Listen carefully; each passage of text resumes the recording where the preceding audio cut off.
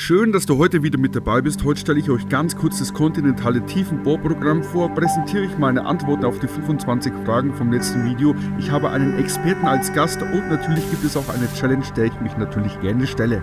Bleibt dran!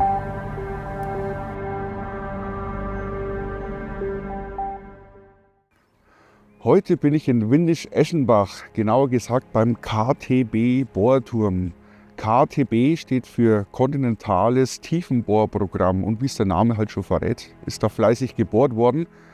Von 1987 bis 1994 bis zu einer Tiefe von 9101 Meter. Ursprünglich wollten wir tiefer rein, bis 12, 14 Kilometer, aber es war schlicht und einfach so, dass es da unten zu heiß war und die Bohrkronen zu weich geworden sind. Ja, da ist man dann einfach nicht mehr weiterkommen. Was wollten wir da unten? Man wollte ja die eigene Erde besser erforschen. Das Programm ist halt entstanden nach einer Zeit, in der man ja viel in den Weltraum herausgeschaut hat, um da eben mehr zu erkunden. Und da haben sich ein paar Leute gedacht, nee, jetzt lernen wir erstmal unsere eigene Erde kennen. Und da ist eben daraus das Projekt gewachsen.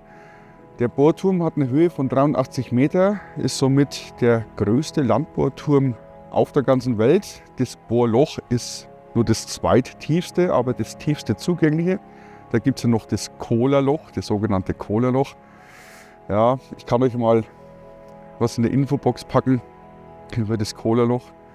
Ja, und was ist jetzt an dem Ort so interessant? Warum bohrt man genau da ein Loch? Ja, wir befinden uns auf einer kontinentalen Naht, also da treffen zwei kontinentale Schollen aufeinander.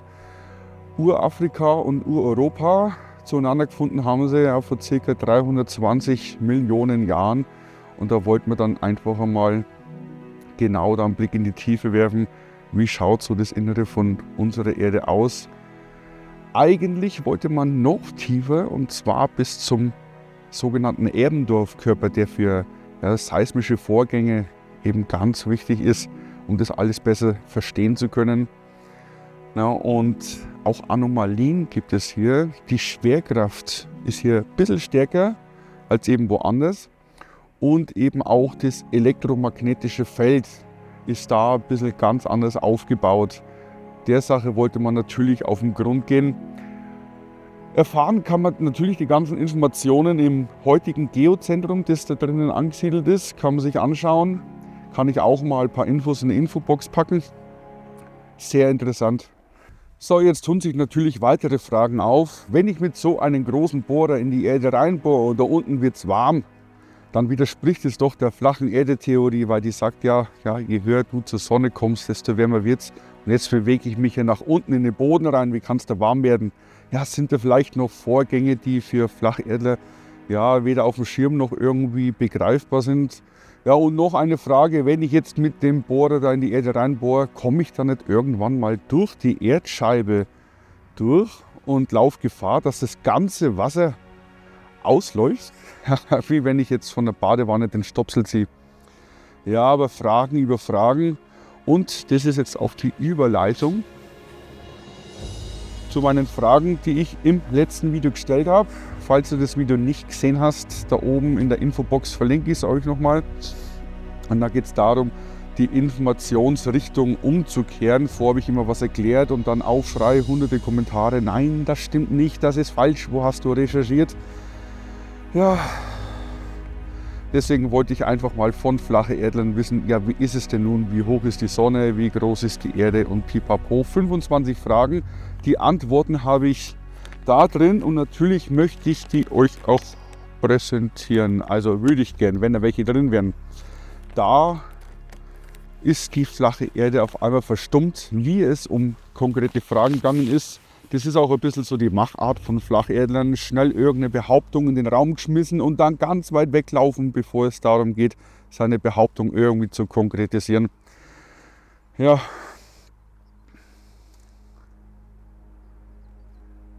Ich habe versucht, einige Fragen selbst zu beantworten. Ist mir zwar in der Vergangenheit schon nicht geglückt, weil halt alle Aussagen innerhalb der Theorie der flachen Erde in alle möglichen Richtungen gehen. Ja, ich bin da noch tiefer in die Materie eingetaucht und bei der ersten Frage bin ich schon gescheitert. Die erste Frage war, wie hoch ist die Sonne? Frage 1. In welcher Höhe über Meeresspiegel befindet sich die Sonne? Ja, und wir haben ja auch in meinen letzten Videos gesehen, der eine sagt zwischen 6.000 und 10.000 Kilometer. Millionen Kilometer weg, sondern zwischen 6.000 und 10.000 Kilometer in etwa. Und die Sonne kreist so eben parallel über die Erde. Dann kommt wieder einer und sagt 5.000 Kilometer, nicht 8.000 Kilometer. Jetzt taucht dann aber einer auf, der sagt, Moment einmal, die Sonne, die ist doch direkt über den Wolken.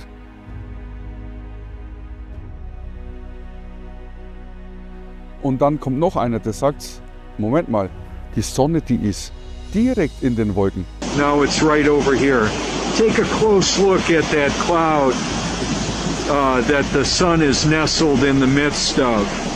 What do you make of that? Ja, und je tiefer man in die Materie eintaucht, ja, wahrscheinlich desto tiefer sinkt auch die Sonne, bis sie letztendlich irgendwo im Boden versinkt. Ja, und die flache Erde-Theorie hinterher.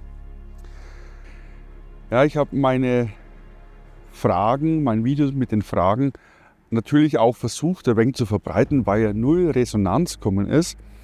Und zwar habe ich mich da angemeldet oder versucht anzumelden in Foren für Flacherdler und auch Facebook-Gruppen. Es war ziemlich schwer. Es waren ca. 10, 11, 12 Gruppen, bei denen ich versucht habe beizutreten. Und da war am Anfang ein Formular, da wo man eben ankreuzen muss, bist du Flacherdler oder glaubst du an eine runde Erde? Und da war es schon fast ein K.O.-Kriterium, wenn man da an eine runde Erde glaubt. Es gibt auch Diskussionsgruppen, wo eben beide Seiten erwünscht sind, aber auch nicht einmal da werden alle Meinungen zugelassen. Selbst wenn ich es geschafft habe, in eine Gruppe reinzukommen, war es schon schwierig, meinen geposteten Inhalt veröffentlicht zu sehen. Da war immer ein Administrator dazwischen, der dann gesagt hat, nö, das wird jetzt nicht veröffentlicht.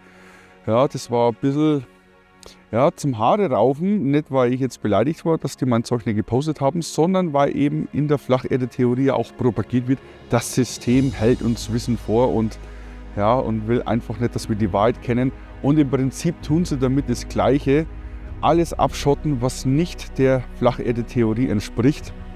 Ja, wenige Gruppen haben tatsächlich auch meine Beiträge dann veröffentlicht und da war eben die Beteiligung auch sehr rar. Da hat es halt dann das normale Flacherdgeplänkel gegeben, nein, die Erde ist flach, Punkt aus. Manche, die haben auch klipp und klar gesagt, du brauchst nicht erwarten, dass du darauf Antworten kriegst. Ja, da ist es ja schon den Leuten selber klar, dass da keine Stimmigkeit zwischen den Theorien herrscht. Ja, manche, die haben auch irgendwie gesagt, ja, meinst du wohl nicht, dass die Leute vielleicht was Besseres zu tun haben, als deine Fragen zu beantworten? Ja, im Prinzip schon, aber die haben ja auch irgendwie die Zeit und die Energie, sich wie Aasgeier auf angeblich falschen Behauptungen zu stürzen. Was in den Köpfen eines Flacherdlers vorgeht, wenn sie mit Fakten der globalen Welt konfrontiert werden, sagt uns heute mein Gast, der über Live-Schalte dabei ist. Ich habe ihn im Vorfeld die 25... Alles okay? Nee, so war das jetzt nicht geplant. Hallo? Kann ich irgendwie helfen? Soll ich einen Notarzt rufen? Wir brechen das dann an der Stelle ab. Ja, ich wurde auch herausgefordert. Ich habe es euch am Anfang schon mal gesagt, da gibt es eine Challenge. Ich zeige es euch noch mal kurz. Wenn du so krass bist, dann nimm die 200 Beweise von Eric Dubai und widerlege es. Du schaffst nicht mal 20. Ich würde ja nicht mal 20 schaffen. Ich nehme die Herausforderung natürlich gern an und mache 200 raus. Also ich werde die komplette Flacherde-Theorie zerstören, unter Vorbeigehen, restlos. Werde ich nicht in einem Video schaffen, dann mache ich eine kleine Serie daraus. Und sobald was fertig ist, wirst du es da oben in der Infobox sehen. Damit du nichts verpasst, aktiviere gleich die Glocke, lass ein Abo da und natürlich Daumen nach oben. Auch in den Kommentaren würde ich gern lesen, was du über die ganze Sache denkst, wie du dich positionierst und dein Gesamteindruck von meiner Argumentation natürlich. Bis zum nächsten Mal. Adios, amigos.